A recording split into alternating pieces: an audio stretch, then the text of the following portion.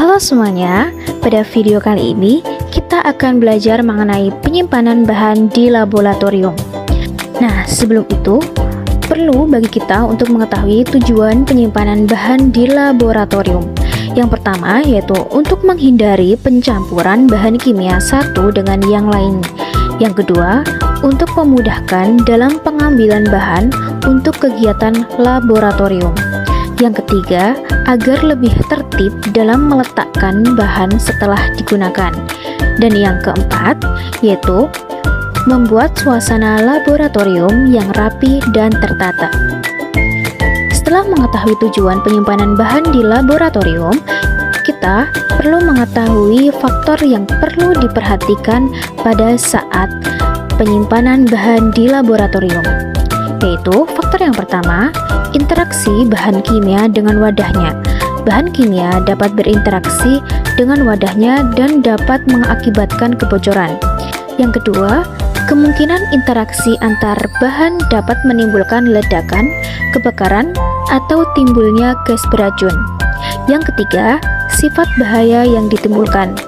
Yang keempat, kondisi yang mempengaruhi yang meliputi suhu, udara, dan juga kelembaban. Selain tujuan dan faktor yang harus diperhatikan, kita juga perlu memperhatikan tahap penyimpanan bahan kimia di laboratorium. Yang pertama, sediakan tempat penyimpanan khusus untuk bahan kimia. Yang kedua, jangan menyimpan bahan pada rak yang tingginya lebih dari 5 kaki atau kurang lebih 1,5 meter. Yang ketiga, pisahkan berdasarkan wujudnya. Yang keempat, pisahkan berdasarkan sifat dan bahayanya. Yang kelima, beri label sesuai aturan. Yang keenam, susun berdasarkan alfabet. Yang ketujuh, simpan di tempat yang seharusnya atau memenuhi standar penyimpanan. Menurut bentuknya, bahan kimia dapat dibedakan menjadi 3, yaitu berupa padatan, cairan, dan juga gas. Bahan kimia berupa padatan terdiri dari padatan biasa, tidak higroskopis, dan tidak menyublim. Yang kedua, padatan higroskopis. Yang ketiga, padatan mudah menguap atau menyublim. Yang keempat, padatan peka cahaya. Yang kelima, padatan peka air. Dan yang keenam, padatan peka oksigen atau udara.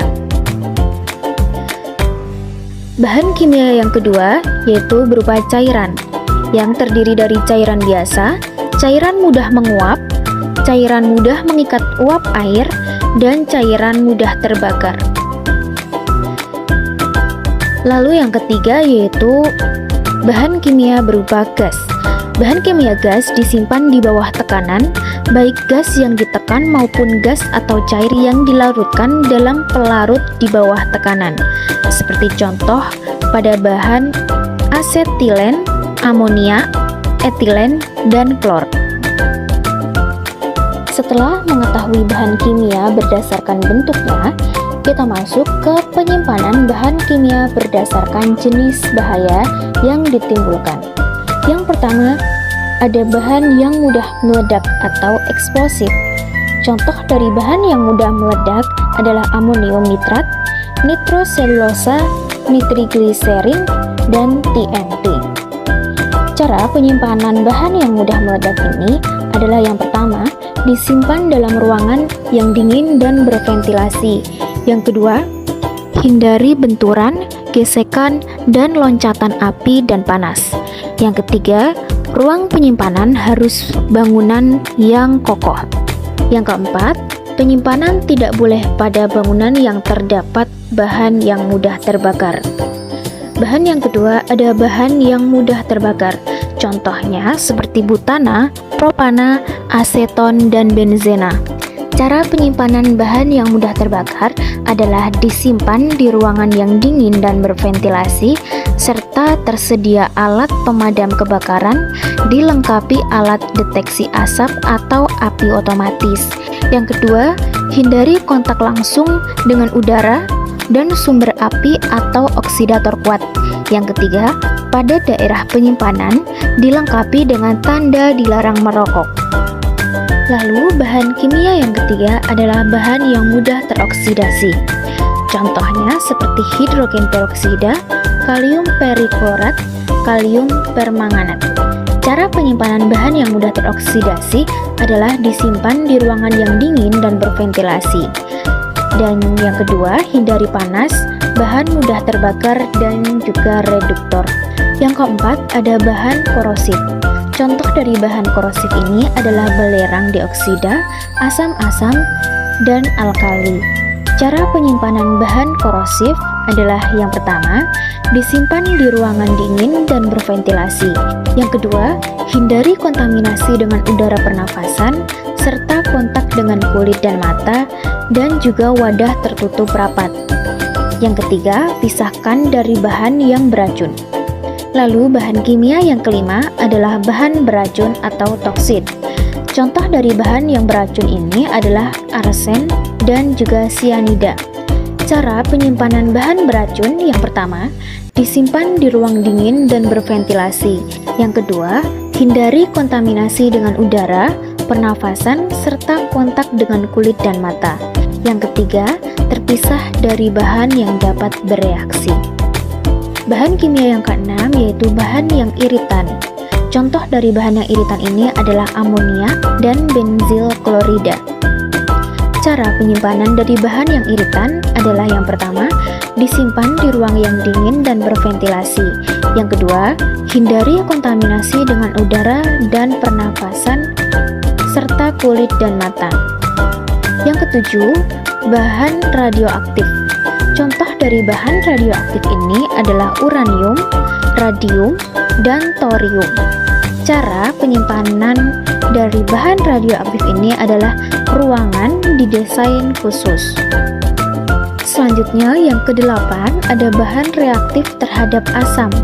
Contoh dari bahan reaktif terhadap asam ini adalah natrium, hidrida, karbid, dan nitrit. Cara penyimpanan dari bahan reaktif terhadap asam ini yang pertama, disimpan di ruang dingin, kering, dan berventilasi. Yang kedua, hindari air, api, panas, dan sediakan tabung kebakaran dengan bahan karbon dioksida. Lalu yang kesembilan ada bahan reaktif terhadap basa. Contoh dari bahan reaktif terhadap basa yaitu natrium, hidrida, dan sianida. Cara penyimpanan dari bahan reaktif terhadap basa yaitu disimpan di ruangan dingin, kering, dan berventilasi. Yang kedua, hindari asam, sumber air, dan panas. Ruangan penyimpanan perlu didesain khusus agar tidak terjadi kantong-kantong hidrogen. Yang ke-10 ada gas bertekanan. Contoh dari gas bertekanan ini adalah aseletin, amonia, etilen, oksida, klor, Ni, dan H. Cara penyimpanan dari gas bertekanan ini adalah yang pertama, diikat secara kuat pada penyangga. Yang kedua, bebas dari sinar matahari langsung. Yang ketiga, jauh dari saluran pipa panah di ruangan yang ada peredaran hawanya. Yang keempat, gedung harus tahan api. Yang kelima, memasang sprinkler. Yang ke-11 adalah bahan-bahan incompatible, yaitu bahan-bahan yang berdekatan akan menimbulkan racun, reaksi hebat, kebakaran, atau bisa ledakan. Contoh dari bahan incompatible adalah sianida dengan asam, hidrokarbon dengan klor. Yang ke-12 yaitu bahan berbahaya bagi lingkungan. Contoh dari bahan berbahaya bagi lingkungan ini adalah tetraklorometan, tributil timah, klorida, dan petroleum bensin. Cara penyimpanan dari bahan berbahaya bagi lingkungan ini adalah hindari pembuangan langsung ke sungai. Itu tadi penyimpanan bahan kimia berdasarkan jenis bahaya yang ditimbulkan. Nah, untuk contoh dari penyimpanan bahan kimia yang benar dapat dilihat pada gambar berikut.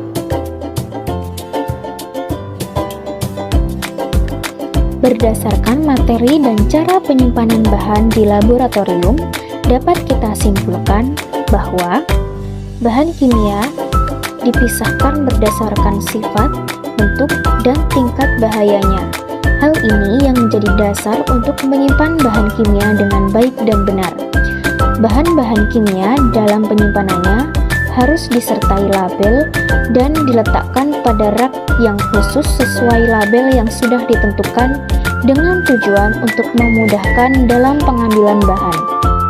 Dengan demikian, penting bagi kita untuk mengetahui cara penyimpanan bahan kimia di laboratorium dan melakukan pengecekan secara berkala untuk menghindari kecelakaan yang mungkin saja akan terjadi. Nah, sekian video yang dapat saya buat. Kurang lebihnya mohon maaf.